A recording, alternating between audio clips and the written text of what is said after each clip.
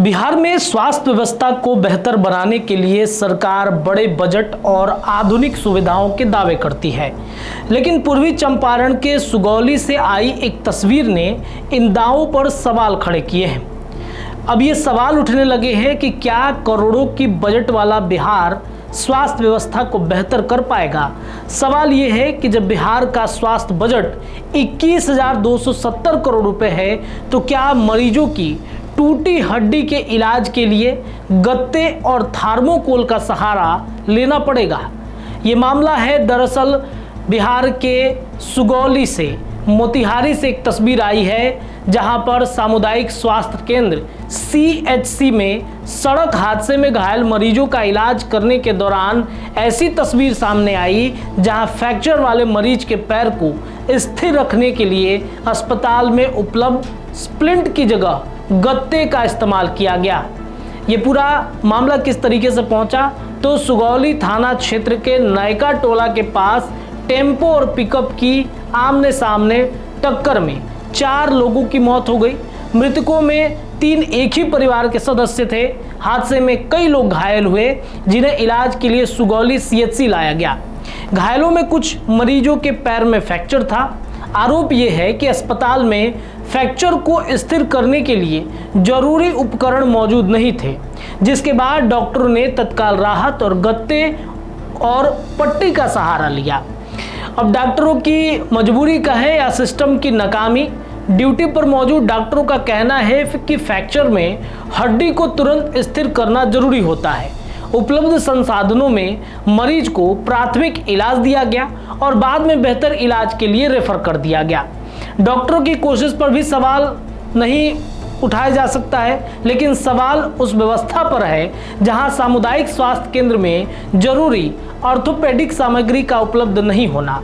अगर सड़क हादसे में मरीज को समय पर बेसिक सुविधा नहीं मिलेगी, तो ग्रामीण इलाकों में स्वास्थ्य सेवाओं का भरोसा कैसे कायम होगा।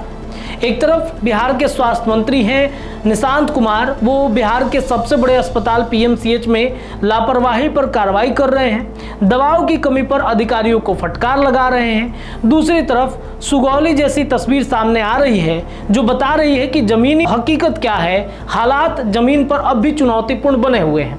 सरकार लगातार बेहतर स्वास्थ्य सुविधाओं और रेफरल सिस्टम खत्म करने की बात करती है, लेकिन सवाल यह है कि जब जिला स्तर के अस्पतालों और CHC में ही जरूरी संसाधन नहीं होंगे, तो मरीजों को बेहतर इलाज कैसे मिलेगा।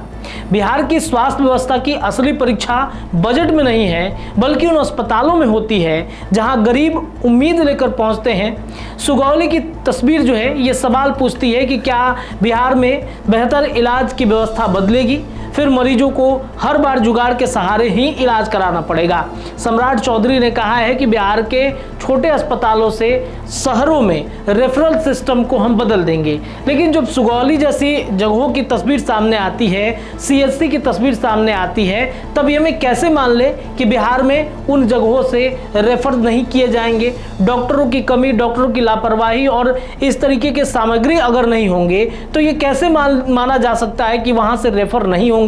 डॉक्टर भी मजबूर हैं। एक देखिए हालिया सीरीज आई है जिसका नाम है ग्राम चिकित्सालय, आप जाकर के उसे Amazon पर देख भी सकते हैं। उसमें इसी तरह के नाकाम सिस्टमों को दिखाया गया है जिसमें दवाओं की कमी होती है।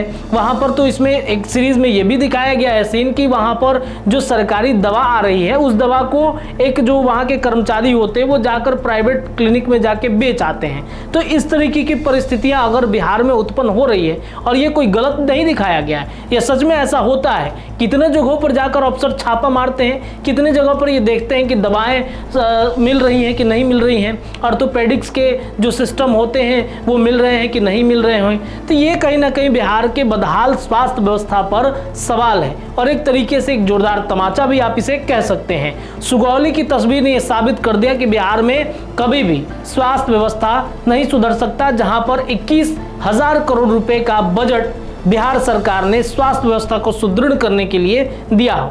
अब तो सवाल है, सरकार ही इसका जवाब दे सकती है। फिलहाल इस खबर के लिए इतना ही। जुड़े रहिए, तमाम अपडेट आपको लगातार मिलेंगे।